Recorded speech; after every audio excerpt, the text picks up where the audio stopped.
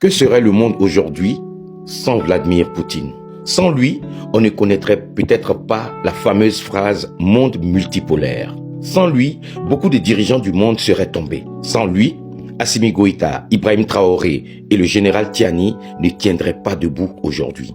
Sans Poutine, l'Afrique actuelle serait sous domination de l'Occident, tout comme l'Europe de l'Ouest. Sans ce monsieur, plusieurs pays seraient sous influence du biais vert, qui appartient au pays le plus endetté de la planète. Pourtant, ce pays, depuis sa création, a été en guerre pendant 218 ans, ce qui représente 91% du temps de son existence. Ce pays n'a fait que la guerre à des pays en massacrant leur population et en s'érigeant en maître du monde et en gendarme de la planète. Ils ont créé une alliance dite défensive qui ne connaît que le rapport de force pour défendre leurs intérêts.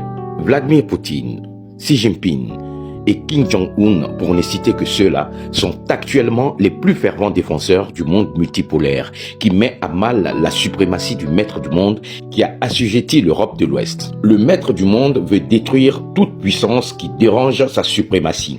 Le maître du monde veut empêcher toute émergence dans l'Eurasie. Le maître du monde veut aussi contrôler toute l'Afrique. Ils ont exécuté Kadhafi qui avait une grande vision de changement en Afrique. Quand Idriss Déby a commencé à dénoncer, ils l'ont liquidé. Ils ont attaqué l'Irak sur du mensonge et ont pendu Saddam Hussein pour rappeler aux Arabes de ne jamais les défier, car ce sont eux les maîtres du monde. Ils contrôlent tout ce qui est institution internationale.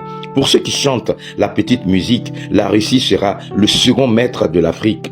Après l'Occident, qui pille les matières premières de l'Afrique depuis des décennies, je vous invite à étudier la Russie. La Russie a tout, toutes les matières premières. C'est une puissance en avance dans le temps. Plus de 20 ans d'écart sur l'Europe en termes de technologie.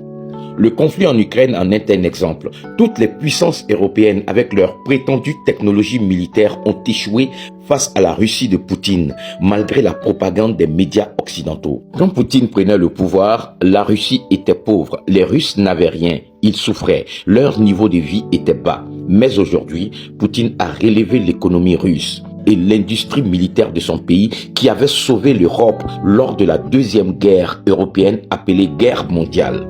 Cette même armée russe a défait tout l'Occident dans une guerre hybride en Ukraine. Aucun pays de l'Occident n'ose entrer en conflit direct avec la Russie de Poutine. La preuve, Macron a lancé un appel aux pays membres de l'OTAN pour envoyer des troupes en Ukraine. Mais hélas, apeurés, ils ont tous refusé. Même le gendarme du monde, le maître du monde, a refusé. Qu'est-ce qu'on peut retenir dans tout ça? Poutine est le phénomène du 21e siècle. Tu peux ne pas aimer ce monsieur, mais il y a une réalité qui est là.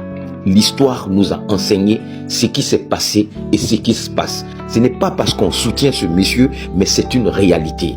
Il est en train de redistribuer les cartes. Dites-nous ce que vous pensez en commentaire.